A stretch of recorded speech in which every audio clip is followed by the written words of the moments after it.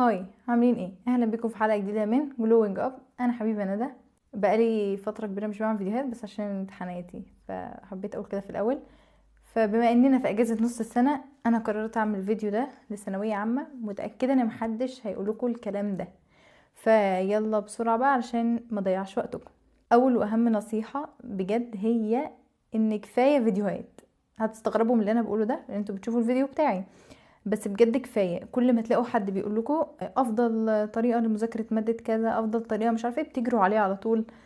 فانتوا مش في اولى ابتدائي عشان نتعلم طريقه مذاكره من جديد، انتوا في ثالثه ثانوي. والمشكله ان كل اللي بيتفرجوا على الفيديوهات دي بيبقوا شطار وطول عمرهم درجاتهم عاليه، بس من كتر الحذر والخوف بيخليهم يتفرجوا على الفيديوهات دي. انتوا بتضيعوا وقتكم، ده غلط، ما تعملوش كده.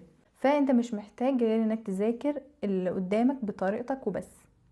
وكفاية برضو فيديوهات المدرسين مع احترامي ليهم كلهم، بس في جزء منهم واخد الموضوع ريتش ومش مطلوب منهم غير الشرح. فالفيديوهات الكوميدية اللي بيعملوها والترند كذا والمعرفش ايه، وان كل حصة بنطلع منها عدد كذا فيديو شورت عشان نضحك عليه. لا يا جماعة، انتوا طلبة، ملكوش دعوة بده. ده مش في مصلحتكم ابدا، بالذات ان بعد الفيديوهات دي انتوا مش بتاخدوا الفيديوهات دي كترفيه، وانا عارفه لان انا كنت بعمل كده قبلكم. مش بناخد الفيديوهات دي كترفيه، احنا بنتفرج عليها وبعدين نروح بقى ايه، نترفه في حاجه تانية. فلا، غلط، ما تعملوش كده. تاني حاجه عايزه اقولها، بما اننا في اجازه نص السنه، حاول تلم المتراكم. ما تبصش على اللي انت ناسيه، ركز على المتراكم بس، ان هو لازم يخلص. اللي انت ناسيه كده كده المراجعه النهائيه جايه، وكده كده هتفتكره، صدقوني هتفتكره. انا في الفتره دي اللي هي بتاعت شهر واحد شهر اتنين، انا اللي هو انا ناسيه اللي فات، طب هنعمل ايه في اللي فات؟ تبداي تشغلي نفسك باللي فات، تتوتري، مش هتعرفي تعملي في الجديد، تراكمي الجديد، وده كله ملوش لازمه. في مواد صدقوني هتتراجع ليله الامتحان. مش بقول كده عشان اكسلكوا، بس ده هيحصل. يعني انا اتكلم عن نفسي، الفيزياء الحديثه انا راجعتها ليله الامتحان. يعني انا تقريبا كنت ضايعه فيها من اول مراجعه نهائيه. راجع تالت الامتحان انا جايبه الحمد لله، يعني انا بفتخر بالدرجه دي، 59.5 من 60 في الفيزياء، وانا دفعه 2024 على فكره اللي كانوا بيصيحوا. يا جماعه لا، عادي، في حاجات كتير هتلموها، ما تتوتروش. اهم حاجه حاولوا في الفتره دي تلموا المتراكم، علشان لما تبداوا مراجعه نهائيه تبقوا بتراجعوا، مش ما تبقوش لسه بتذاكروا في اللي مخلصش. تالت حاجه بقى، بما ان المراجعه النهائيه جايه، ما تشتروش كتب كتير. الوقت بيكون ضيق، عمرك ما تعرف تخلص 20 كتاب. بلاش بجد، هو اقصى حاجة كتابين بالكتير، وتركز على ان انت تخلص واحد، والتاني لو في وقت بنشوفه بقى نخلصه. انما هو مراجعة نهائية كتاب واحد اللي مدرسك هيقولك عليه، وما تشوفش فيديوهات اشتري كتاب كذا، لا اشتري كتاب كذا، ده برضو ملوش لازمة. مدرسك هيقولك هات كتاب كذا هتجيبه، تابع معاه فيه وبس. اقصى حاجة هتزود كتاب كمان، والحمد لله على كده. ما اعتقدش ان في حد بيحل اكتر من كده. لو عندك وقت ساعتها اشتري كتب، ما بتخلصش على فكره من المكتبات، بس بلاش تحط نفسكم تحت ضغط انه لازم تشتروا الكتب. لما بتبقى موجوده على المكتب قدامكم بجد بيبقى ضغط فظيع، وانا برضو جربت ده وده غلط. رابع حاجه بقى، انك تحل بايدك. عمرك ما هتعرف تحل وتبقى متمكن في الحل غير لما تحل بايدك ويطلع عينك في انك مش عارف.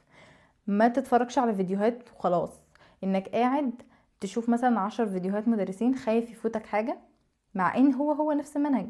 عمر ما حد هيقولك حاجة جديدة، انت لازم تمسك القلم وتقعد وتجرب وتحل. ممكن الدرس مثلا انا مش عارفه، هشوف المدرس بتاعي، معظم المدرسين دلوقتي او كلهم بينزلوا فيديوهات حل. انت هتفتح فيديو الحل وقدامك الكتاب بتاع المدرس لو انت بتاخد اونلاين، ولو مش اونلاين في فيديوهات حل للكتب الخارجية عادي. هتحل مثلا معاه مسألتين تلاتة والافكار بتتكرر، هتلاقي نفسك بعد كده عارف تحل. مرة نص المسألة غلط، مرة تيجي. تفهمين قصدي؟ انما بلاش نقعد وهو بيحل بتاع من اوله لاخره، طب انا استفدت ايه؟ حل بايدك وصحح عادي، شوف طريقة المدرس قال ايه، بس حل بايدك. خامس نصيحة بقى، ما تتنقلش كتير بين المدرسين. غلطة عمري ان انا اتنقلت كتير بين المدرسين في مادة الكيمياء. اتنقلت كتير جدا يا جماعة، فوق ما انتم متخيلين. في الكيمياء دي انا كنت كل اسبوعين في حتة وده كان السبب في ان المادة دي هي اللي كانت السبب في ان انا مجموعي اقل شوية. فبجد خليك اركز على مدرس واحد، هو ده المدرس بتاعك، وانت عارف ان انت بتفهم منه من اول السنة. ما انت لو مش بتفهم منه من اول السنه اكيد هتغيره من الاول.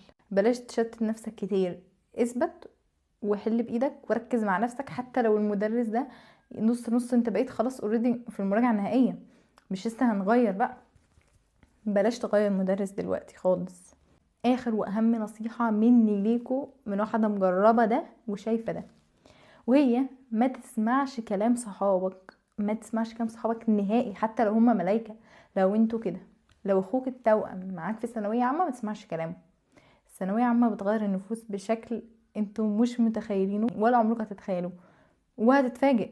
هتكتشف اول ما السنه تخلص والمجاميع تظهر ان اللي كان بيقولك ان هو بيصحى الظهر هو ما كانش بينام اصلا. اللي انت كنت خايف على مصلحته وهمك ان هو تعالى معايا درس كذا، تعالى معايا معرفش ايه، الشخص ده كان بيحاول يطفشك اصلا من نفس الدرس ده. بلاش بلاش بلاش. امشي في حالك وركز واعمل اللي عليك. ما تتخابسش على حد، ده غلط. ما تتخابسش على حد، ما بقولش ان تخابس، بس امشي في حالك. مش لازم تتكلم كتير ولا تشوف ده عمل ايه ولا ده عمل ايه. خليك في حالك بس، اقفل ودانك. مش هنسمع كلام حد، لان محدش هيكون عايزك احسن منه، وكله بيبقى خايف تجيب اكتر منه. فركز واعمل اللي عليك، وبلاش تخلوا برضو الفترة دي توتركوا، لان في الاخر كله بايد ربنا. وانا شفت بعيني ناس كانت بتذاكر بجد مموتة نفسها، بس ربنا ما رزقهاش في الحتة دي، بس كل ده يتعوض في حتة تانية.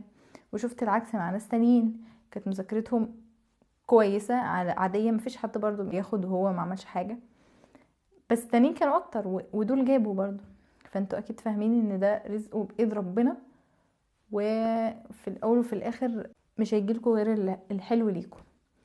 وبس كده، دي كانت حلقتنا النهارده من جروينج اب. يا رب يا رب يا رب تكونوا استفدتوا منها حاجه حتى لو بسيطه. لو اي حد عنده سؤال ما تترددوش تساله، انا هرد عليكم. وبس كده، سلام.